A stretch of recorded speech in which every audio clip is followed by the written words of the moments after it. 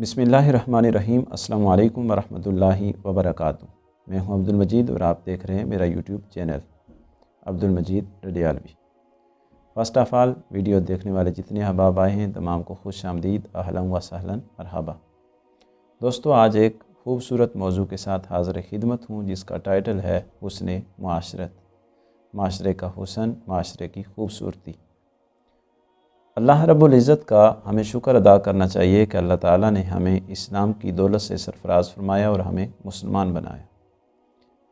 دوستو، اسلام ایک خوبصورت اور اسلام فطرت انسانی کے تقاضوں کے مطابق مذہب ہے جس کے اساسی تصورات عدل و اعتدال پر مبنی ہیں۔ اسلام نے معاشرے کے تمام افراد، تمام شعبۂ زندگی سے تعلق رکھنے والے جتنے احباب ہیں ان کی ایک مناسب، ان کی ایک بہتر جہاں رہنمائی فرمائی ہے، وہاں ان کی تربیت بھی فرمائی ہے، وہاں ان کی نمائندگی بھی فرمائی ہے اور ان کو موٹیویٹ بھی کیا گیا ہے۔ ان کے ساتھ رہن سہن، ان کے ساتھ مراسم، ان کے ساتھ تعلق کے طریقہ کار بتائے ہیں۔ اسلام جہاں انسان کا ایک طرف تعلق اپنے رب کے ساتھ جوڑتا ہے تو وہاں دوسری طرف بندے کا تعلق بندگان خدا کے ساتھ جوڑتا ہے۔ جہاں انسان کو اسلام نے اللہ کے ساتھ تعلق کی مضبوطی کا درس دیا ہے، وہاں پہ بندے کو اللہ کی جو مخلوق ہے اس کے ساتھ بھی تعلق کی مضبوطی کا درس دیا ہے، انسانیت کے ساتھ بھی تعلق کی مضبوطی کا درس دیا گیا ہے۔ جبکہ اسلام کے مقابل ہم دوسرے مذاہب کو دیکھیں تو وہاں آپ کو کچھ فضول افکار و نظریات نظر آئیں گے۔ نبی رحمت صلی اللہ علیہ وآلہ وسلم کی بارگاہ میں سوال کیا گیا کہ یا رسول اللہ صلی اللہ علیہ وآلہ وسلم، افضل مسلمان کون ہے؟ تو نبی رحمت صلی اللہ علیہ وآلہ وسلم نے بڑی خوبصورت رہنمائی فرمایا کہ المسلم من سلم المسلمون من لسانہ و یدہ۔ افضل مسلمان وہ ہے کہ جس کی زبان اور جس کے ہاتھ سے دوسرے مسلمان محفوظ رہیں۔ کتنی خوبصورت تعریف فرمائی ہے، کتنی جامع اور مکمل انداز کے اندر رہنمائی فرمائی کہ وہ انسان جس کی شرارتوں سے، جس کے ہاتھوں سے، جس کی زبان سے، جس کے افکار و نظریات سے، جس کے خیالات سے، جس کے رہن سہن سے، جس کے طور اطوار سے، جس کے چال چلن سے اس کے ارد گرد کے لوگ محفوظ ہیں، خوش ہیں اس سے، وہ انسان ایک اچھا انسان ہے۔ وہ اللہ کی نظر کے اندر بھی اچھا انسان ہے اور اللہ کے رسول کی نظر کے اندر بھی اچھا انسان ہے۔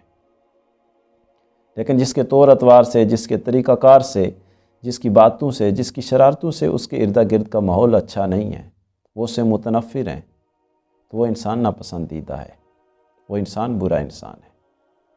تو ہمیں اپنے ارد گرد کے معاشرے کے اوپر نظر رکھنی چاہیے کہ آیا ہماری شرارتوں سے، آیا ہمارے خیالات سے، ہمارے افکار سے، ہماری نظریات سے، ہمارے رہن سہن سے ہمارے ارد گرد کے لوگ ہم سے اچھے ہیں، ارد گرد کے لوگوں کے ساتھ ہمارے مراسم اچھے ہیں، ہمارے تعلقات اچھے ہیں یا نہیں، ہمارے ارد گرد کا ماحول ہم سے خوش ہے یا نہیں۔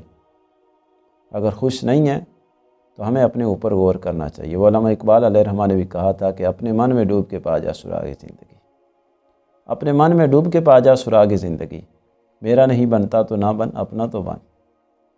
لیکن اگر خوش ہیں تو پھر اللہ کا شکر ادا کرنا چاہیے۔ نبی رحمت صلی اللہ علیہ وآلہ وسلم کی بارگاہ کے اندر کچھ صحابہ کرام آئے کہ یا رسول اللہ ہمیں اسلام کی تعلیم فرمائیے۔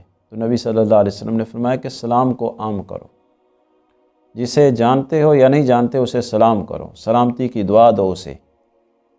کسی کو دعا دینے سے اس کے دل کے اندر محبت بڑھتی ہے۔ آپ جسے نہیں بھی جانتے اسے ایک دفعہ، دو دفعہ، تین دفعہ سلام کریں تو آپ کو اس کے ساتھ اچھے مراسم ہو جاتے ہیں، اچھے تعلقات ہو جاتے ہیں۔ فرمایا کہ اسلام کو عام کرو۔ دوسرا فرمایا کہ بھوکے کو کھانا کھلاؤ۔ نبی رحمت صلی اللہ علیہ وسلم خود بھی بھوکوں کو کھانا کھلایا کرتے تھے۔ دروازے کے اوپر سائل آ جاتے، کوئی بھوکا آ جاتا، مسکین آ جاتا، فقیر آ جاتا، آ کے سوال کرتا، نبی صلی اللہ علیہ وسلم کے گھر کے اندر کچھ بھی نہ ہوتا تو ادھار لے کر نبی صلی اللہ علیہ وسلم اس کو کھانا کھلاتے۔ قرآن میں وَأَمَّا السَّائِلَ فَلَا تَنْهَرْ، آپ کے دروازے سے کبھی کوئی سائل واپس نہیں گیا، آپ بھوکوں کو کھانا کھلایا کرتے تھے۔ میں مریضوں کی عیادت کرو، قیدیوں کو چھڑاؤ۔ تو نبی اکرم صلی اللہ علیہ وآلہ وسلم کی تعلیمات مختلف احادیث ملتی ہیں جہاں نبی صلی اللہ علیہ وسلم نے ہمارے معاشرے میں ارد گرد جو ہمارے ساتھ تعلق رکھتے ہیں، وہاں دوستوں کے تعلقات کا خیال رکھنے کا کہا گیا، پڑوسی ہیں، ہمسائے ہیں، رشتہ دار ہیں، اعزا و اقربا ہیں، یتیم ہیں، وہاں آپ کی اولاد ہے، آپ کے پڑوسی ہیں، آپ کے دوست ہیں، جتنے بھی آپ کے ارد گرد رہنے والے افراد ہیں، سب کے ساتھ تعلقات کی رہنمائی فرمائی گئی ہے، ان کے ساتھ اچھے مراسم کا کہا گیا ہے۔ معاشرے کے جو کمزور افراد ہیں، کمزور طبقات ہیں، ان کا خیال رکھنے کا کہا گیا ہے۔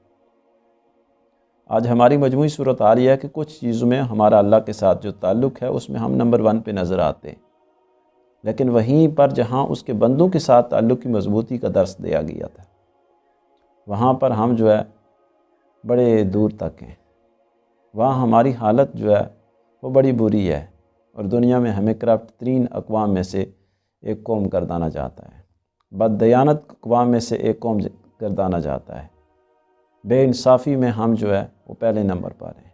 تو اس کا مطلب ہے کہ ہم نے اللہ کے ساتھ تعلق کا زور دیا ہے، لیکن مخلوق کے ساتھ جو تعلق تھا، جو معاشرے کی خوبصورتی تھی، ہم نے اس پر زور نہیں دیا۔ اگر ہم معاشرے کی خوبصورتی کے لیے کام کریں، اس کے حسن میں اضافے کے لیے، اس کو اپنے کردار سے، اس کو اپنے اخلاق سے بہتر بنانے کے لیے کوشاں کریں، تو ہمارے لیے یہ دنیا بھی جنت بن جائے گی، آخرت تو آخرت ہے ہی نا، لیکن یہ دنیا بھی ہمارے لیے جنت بن جائے گی۔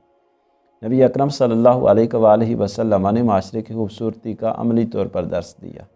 یہی وجہ ہے کہ اپنے تو اپنے بیگانے بھی آپ کے کردار کی گواہی دیتے تھے، آپ کے صادق امین کہہ کر پکارتے تھے، صادق اور امین کہہ کر پکارتے تھے۔ نبی رحمت صلی اللہ علیہ وسلم کی تعلیمات، قرآن کی تعلیمات، اسلام کی تعلیمات یہ ہیں کہ ہم جہاں رہ رہے ہیں، ہم جس مقام پر فائز ہیں، جس عہدے پر ہم فائز ہیں، جہاں بھی ہم رہ رہے ہیں، ہماری شرارتوں سے، ہماری زبان سے، ہمارے کردار سے ارد گرد کے لوگ محفوظ ہونے چاہیے۔ ہمارے ارد گرد کے لوگ ہم سے خوش ہونے چاہیے، نہ کہ متنفر ہونے چاہیے۔ تو ہمیں معاشرے کے اندر نفرت کے لیے نہیں، بلکہ اس کی بھلائی کے لیے، اس کی خوبصورتی کے لیے کام کرنا چاہیے۔ دوستو، دعا ہے کہ اللہ تعالیٰ عمل کی توفیق عطا فرمائے۔ اللہ مجھے بھی اور آپ سب کو معاشرے کے حسن میں اضافے کا سبب بننے کی توفیق عطا فرمائے، نہ کہ معاشرے کی بدصورتی میں اضافہ کرنے کا سبب بنائے۔